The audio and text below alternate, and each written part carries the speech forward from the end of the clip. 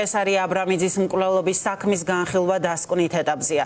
დღეს დაცვის მხარე, ანუ ბრალდებულ ბექა ჯაიანის ადვოკატები დასკვნით სიტყვას წარადგენენ მოსამართლის წინაშე. ადვოკატები ამტკიცებენ, რომ ჯაიანს დანაშაული გენდერის ნიშნით არ ჩაუდენია, რაც ბრალდებულს სასჯელს უმსუბუქებს. ჩემი კოლეგა გიორგი კვიჟინაძე სასამართლოდან მოგვიყვება გახმაურებული საქმის განხილვის შესახებ. ამ წუთებში თბილისის საქალაქო სასამართლოს მე-13 სხდომათა დარბაზში ბრალდებულ ბექა ჯაიანის ადვოკატები მოსამართლეს უმტკიცებენ, რომ ჯაიანს დანაშაული გენდერის ნიშნით არ ჩაუდენია.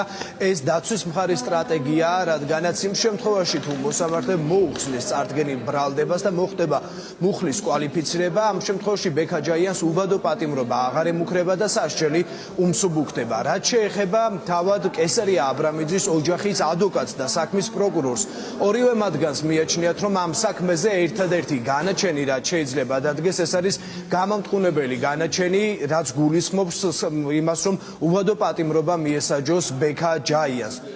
თავად ბრალდებული ბექა ჯაიანი დღევანდელ სასამართლო პროცესს არ ესწრება. ის უკვე მეორე სხდომაა, როდესაც არ გამოცხადა სასამართლო შენობაში და უარი განაცხადა სხდომებში მონაწილეობის მიღებაზე. შესაბამისად უცნობია მას შემდეგ, რაც დაცვის მხარე დაასრულებს დასკვნით სიტყვას, ისარგებლებს თუ არა თავად ბრალდებული ბექა ჯაიანი საბოლოო სიტყვის უფლებით და რა ჩვენებას მისცემს ის სასამართლოს და რაზე ისაუბრებს ამ საზარელ დანაშაულთან დაკავშირებით. თუმცა წინა სასამართლო პროცესზე პროკურორმა, როდესაც წარმოთქვა დასკვნითი სიტყვა, წარადგინა ფარული აუდიო საგამოძიებო მოქმედებები, სადაც ბექა ჯაიანის აღიარებითი ჩვენებაა და სწორედ ისაუბრობს ამ სასტიკ დანაშაულთან დაკავშირებით.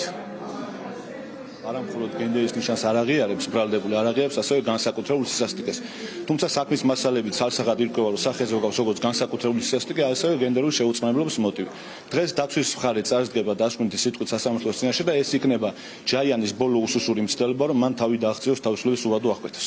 ოჯახს და რა თქმა უნდა მეც როგორც მათ ადვოკატს მოლოდინი გვაქვს, რომ დადგება ყველა მუხლში გამამტყუნებელი განაჩენი და სასჯელის სახე და ზომად განისაზღვრება თავისუფლების უბადო აღკვეთა. დაცვის მხარის პოზიციიდან გამომდინარე, ის თავს დამნაშავედ არ ცნობს წარდგენილ ბრალდებაში იმ ნაწილში, რომ მას დანაშაული არ ჩაუდენია თითქოს გენდერის ნიშნით, ასევე განსაკუთრებული სისასტიკით, ის ასევე თავს დამნაშავედ არ ცნობს სისტემატური ძალადობრივი ქმედების განხორციელების ფაქტთან დაკავშირებით. შეუძლებელი არის, რომ მოცემულ შემთხვევაში სასამართლომ გაიზიაროს დაცვის მხარის პოზიცია, რაც არ უნდა დასაბუთებული იყოს, იქედან გამომდინარე, რომ მოცემულ შემთხვევაში ბრალდების მხარის მიერ წარდგენილი მტკიცებულებებით უთუარად და ცალსახადაა დადასტურებული ის გარემოება, რომ ბექა ჯაიანს განსაკუთრებული სისასტიკით გენდერის ნიშნით განზრახველობა აქვს ჩადენილი კესარია აბრამიძის და ასევე ამ უკანასკნელის მიმართ ხორციელდებოდა მათი თანაცხოვრების პერიოდში და ურთიერთობის პერიოდში სისტემატური ძალადობრივი ქმედებები.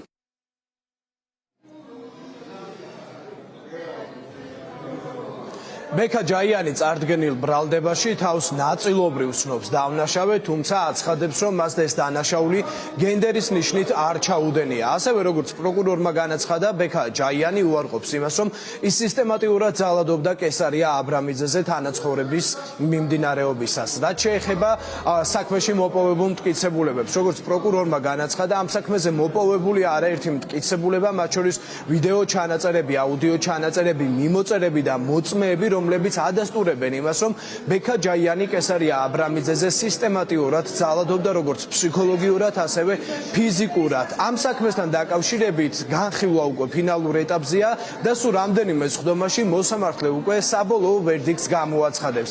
კესარია აბრამიძეს პროკურორის მტკიცებით 28 ჭრილობა მიაყენა ბექა ჯაიანმა ცივი იარაღით, ანუ დანით, შემდგომში კი შემთხვევის ადგილიდან მიიმალა.